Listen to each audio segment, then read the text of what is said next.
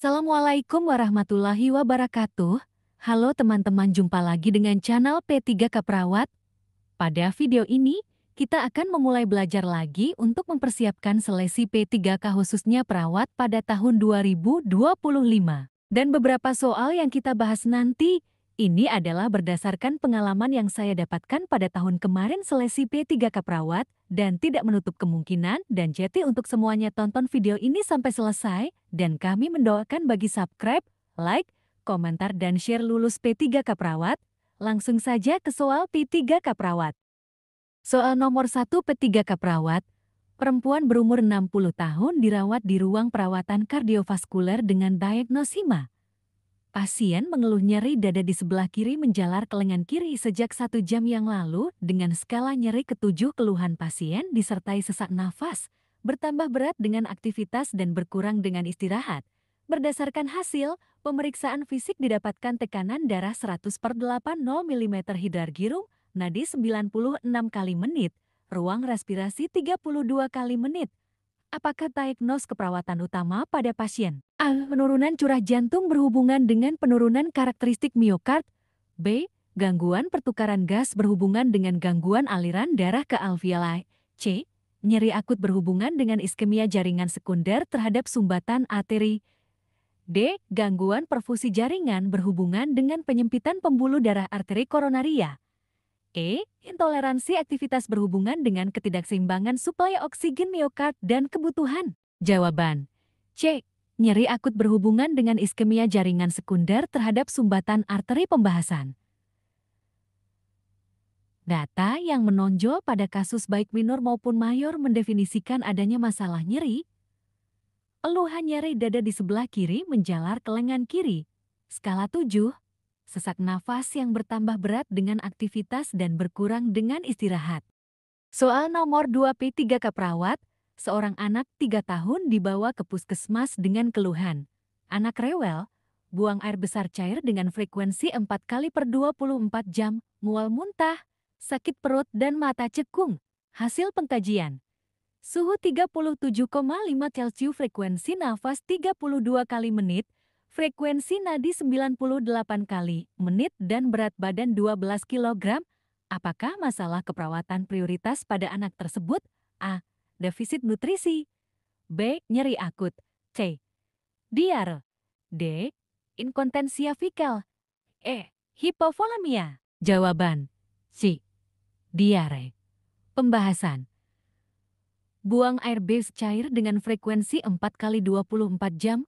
Masalah keperawatan prioritas yang tepat pada kasus di atas adalah diare, yang didefinisikan sebagai pengeluaran feses yang sering, lunak dan tidak berbentuk SDKI. 2018.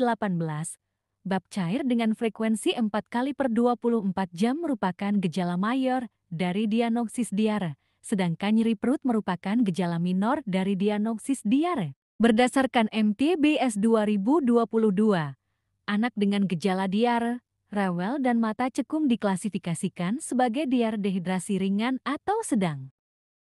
Soal nomor 3 P3K Perawat, seorang bayi 6 hari dirawat di rumah sakit dengan hiperbilirubinemia.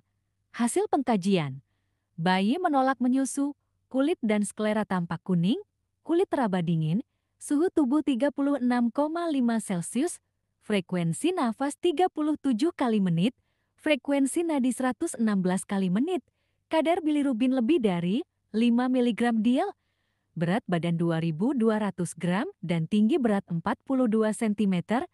Apakah masalah keperawatan yang tepat? A. Menyusui tidak efektif. B. Ikterik neonatus. C. Resiko infeksi. D. Defisit nutrisi. E. Hipotermia. Jawaban B. Ikterik neonatus. Pembahasan. Bayi usia 6 hari, kulit dan sklera tampak kuning, kadar bilirubin lebih dari 5 mg diel, berat badan 2.200 gram, tinggi badan 42 cm.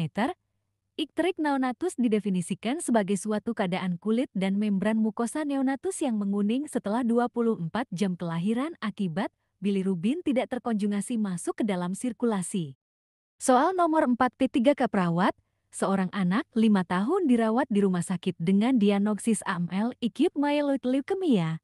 Hasil pengkajian, anak lesu, respon sosial lambat, kontak mata terbatas, berpakaian dibantu, suka mencoret-coret dan belum mampu berhitung. Apakah masalah keperawatan yang tepat? A. Gangguan tumbuh kembang. B. Risiko gangguan perkembangan. C. Risiko gangguan pertumbuhan. D. Risiko gangguan perlekatan. E. Gangguan interaksi sosial. Jawaban A. Gangguan tumbuh kembang. Pembahasan. Anak lesu, respon sosial lambat, kontak mata terbatas, berpakaian dibantu, suka mencoret-coret dan belum mampu berhitung. Gangguan tumbuh kembang didefinisikan sebagai kondisi individu mengalami gangguan kemampuan bertumbuh dan berkembang sesuai dengan kelompok usianya. Soal nomor 5 P3 Kaprawat, seorang anak 2 tahun masuk IGD dengan keluhan demam tinggi, mual muntah, tidak mau makan, badan lemah dan diare dengan frekuensi 2 kali 24 jam. Hasil pengkajian, suhu tubuh anak 39,2 C, kulit raba hangat, frekuensi nafas 30 kali menit dan frekuensi nadi 102 kali menit. Apakah masalah keperawatan yang tepat? A. Diare. B. Defisit nutrisi. C. Mual. D. Hipertermi. E. Intoleransi aktivitas. Jawaban D. Hipertermi. Pembahasan. Suhu 39,2 Celcius dan kulit raba hangat. Hipertermia didefinisikan sebagai suatu keadaan suhu tubuh meningkat di atas rentang normal. Menurut Depkes suhu normal adalah 36,5 Celcius sampai 37,5 Celcius. Suhu tubuh di atas normal merupakan gejala mayor dari diagnosis hipertermi, sedangkan kulit raba hangat merupakan gejala minor dari diagnosis hipertermi. Soal nomor 6 P3 Kaprawat, seorang bayi 3 hari dirawat di rumah sakit dengan baby LR. Hasil pengkajian, ibu mengatakan bayi rewel dan menangis saat disusui, ASI keluar sedikit, nyeri pada puting dan ibu merasa kelelahan. Frekuensi bak bayi 5 kali per 24 jam. Apakah masalah keperawatan yang tepat? A. Defisit nutrisi. B. Nyeri akut. C. Risiko cedera pada ibu. D. Risiko cedera pada janin. E. Menyusui tidak efektif. Jawaban menyusui tidak efektif. Pembahasan. Bayi rewel dan menangis saat disusui, ASI keluar sedikit, nyeri pada puting dan ibu merasa kelelahan. Frekuensi buang air kecil bayi 5 kali per 24 jam. Menyusui tidak efektif didefinisikan sebagai suatu kondisi di mana ibu dan bayi mengalami ketidakpuasan atau kesukaran pada proses menyusui yang didukung dengan data. Kelelahan maternal, bayi tidak mampu melekat pada payudara ibu, buang air kecil bayi kurang dari 8 kali dalam 24 jam, nyeri dan atau lecet terus-menerus setelah minggu kedua. Soal nomor 7 P3 Kaprawat, seorang bayi 2 bulan dibawa oleh ibunya ke puskesmas untuk mendapatkan imunisasi. Sebelumnya bayi sudah mendapatkan imunisasi BCG dan polio pertama. Apakah jenis imunisasi yang harus didapatkan bayi saat ini? A. Campak. B.